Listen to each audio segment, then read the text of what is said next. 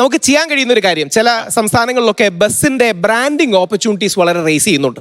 അതായത് സിനിമാ പരസ്യങ്ങൾ, ബാക്കി പരസ്യങ്ങൾ ബസ്സിനുള്ളിലും ബസ്സിന് വെളിയിലും ഒക്കെ, ഇടയ്ക്ക് ട്രെയിനിലടക്കം അങ്ങനത്തെ കാര്യം വന്നു. ഇതൊരു ഓപ്പർച്യൂണിറ്റി റേസ് ചെയ്യാവുന്ന കാര്യമാണ്. ഇത്രയും ബസ്സുകളുണ്ട്, ആ ബസ്സിന്റെ വെളിയിലടക്കം പോസ്റ്ററുകളും ഇപ്പം പല സിനിമ പോസ്റ്റർ അടക്കം തോന്നുന്നുണ്ട്. ഇതൊരു ഗുഡ് ഓപ്പർച്യൂണിറ്റിയാണ്. പക്ഷേ വി ഡി സതീശൻ അടക്കം എന്തെങ്കിലും മാജിക് കാണിക്കുമെന്നാണ് കേരളത്തിലെ എല്ലാ ജനങ്ങളും വിശ്വസിക്കുന്നത്. പക്ഷേ ദീപ്തി മാഡം അടക്കം പറയേണ്ട ഒരു കാഴ്ചപ്പാട്, ഇത് സ്വകാര്യ മേഖലയിലെ ബസ്സുകൾക്ക് ഉണ്ടാക്കുന്നതിൽ എന്തെങ്കിലും പഠനം നടന്നിട്ടുണ്ടോ? കാര്യം അവരും കുടുംബങ്ങളും കുട്ടികളുമായിട്ട് ജീവിക്കുന്നവരല്ലേ, അവർക്കും ഇൻവെസ്റ്റ്മെന്റ് നടത്തിയിട്ടുള്ളവരല്ലേ, അവരും ആയിരക്കണക്കിന് കോടി ഈ നാട്ടിൽ ഇൻവെസ്റ്റ് ചെയ്തവരാണ്.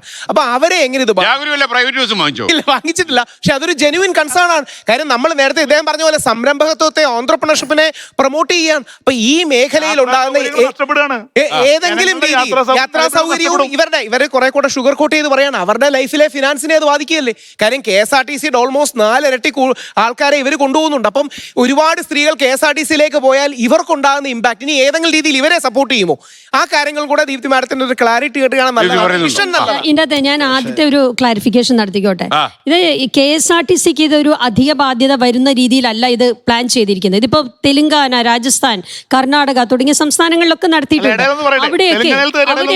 തെലുങ്കാനയില് നിങ്ങളുടെ ഒരു മാധ്യമപ്രവർത്തകൻ എന്നോട് പറഞ്ഞതാണ്, അവിടെ സ്ത്രീകൾക്ക് സൗജന്യം ഏർപ്പെടുത്തിയപ്പോ പുരുഷന്മാർക്ക് 3 രൂപ യാത്ര ചെയ്യാൻ 35 രൂപയാണ് ചാർജ് ചെയ്തിട്ടുള്ളത്. നല്ല കാര്യം. ഇപ്പൊ തെലുങ്കാനയുടെ മുഖ്യമന്ത്രി ഇവിടെ വന്നിട്ട് അന്ന് മുഖ്യമന്ത്രിയായിരുന്ന പിണറായി വിജയനോട് ഒരു വാഗ്വാദം ഉണ്ടായി.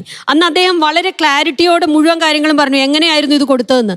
അത് അവിടുത്തെ ടാക്സ്, നികുതി വർധനവ് എങ്ങനെ ഉണ്ടാകണം എന്നുള്ള കൃത്യമായ പ്ലാൻ ആയിരുന്നു, ഇക്കണോമിക് പ്ലാൻ ആയിരുന്നു അവിടെ ചെയ്തിരുന്നത്. അതുപോലുള്ള ടാക്സ് കളക്ഷൻ വളരെ കൃത്യമായി നടത്തുകയും അങ്ങനെ സാമ്പത്തികമായി നമ്മുടെ ഗവൺമെന്റിന് KSRTCയെ രക്ഷിക്കാൻ കഴിയുമോ എന്നുള്ളതും കൂടി ഇതിന്റെ ഒരു ഭാഗമാണ്. അപ്പൊ KSRTCക്ക് അല്ല അധിക ബാധ്യത വരുന്നത്.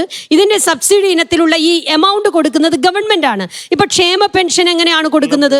ഗവൺമെന്റ് ആണല്ലോ ഈ പണം കൊടുക്കുന്നത്. ഇപ്പൊ ക്ഷേമ പെൻഷൻ കൊടുക്കാനെന്നും പറഞ്ഞ് ഇവിടെ സെസ് ഏർപ്പെടുത്തിയ ആളുകളുണ്ട്. എന്നിട്ട് ക്ഷേമ പെൻഷൻ വെട്ടിക്കുറച്ചു, 6-7 മാസമൊക്കെ കൊടുക്കാതിരുന്നു. നമ്മൾ കണ്ടു. കഴിഞ്ഞ ലോക്കൽ ബോഡി തെരഞ്ഞെടുപ്പിലാണ് 5 മാസത്തെ ഒരുമിച്ച് കൊടുത്തത്. പിന്നെ ഈ തെരഞ്ഞെടുപ്പ് വന്നപ്പോഴാണ് 3 മാസത്തെ ഒരുമിച്ച് കൊടുത്തത്. അപ്പൊ ഈ സെസ് എന്തിനു വാങ്ങിച്ചു? എക്സ്ട്രാ സെസ് എന്തിനു വാങ്ങിച്ചു? അപ്പം ഉമ്മൻചാണ്ടി ഗവൺമെന്റ് ഇരിക്കുന്ന സമയത്ത് പെട്രോളിന്റെ ഡീസലിന്റെ വില വർദ്ധിച്ചപ്പോൾ കേരളത്തിന്റെ വീതം, സംസ്ഥാനത്തിന്റെ വീതം അങ്ങ് മാറ്റി, ഞങ്ങൾ അത് എടുക്കുന്നില്ല എന്ന് പറഞ്ഞ് അവിടെ വില കുറയ്ക്കുകയാണ് ചെയ്തത്. എന്നാൽ അത് കഴിഞ്ഞ 10 വർഷക്കാലമായി നടന്നിട്ടില്ല. ഇടതുപക്ഷം ഭരിക്കുന്ന 10 വർഷക്കാലം അത് നടന്നില്ല. അതിന് പകരമായി എന്ത് സംഭവിച്ചു? ഞാൻ പറഞ്ഞത് ഇതെല്ലാം ഇതൊരു ഹിസ്റ്ററി അല്ല. History is always important. Because ആ ഹിസ്റ്ററിയിൽ നമ്മൾ സംഭവിച്ചു പോയ പ്രശ്നങ്ങൾ ഇനി സംഭവിക്കാൻ പാടില്ല.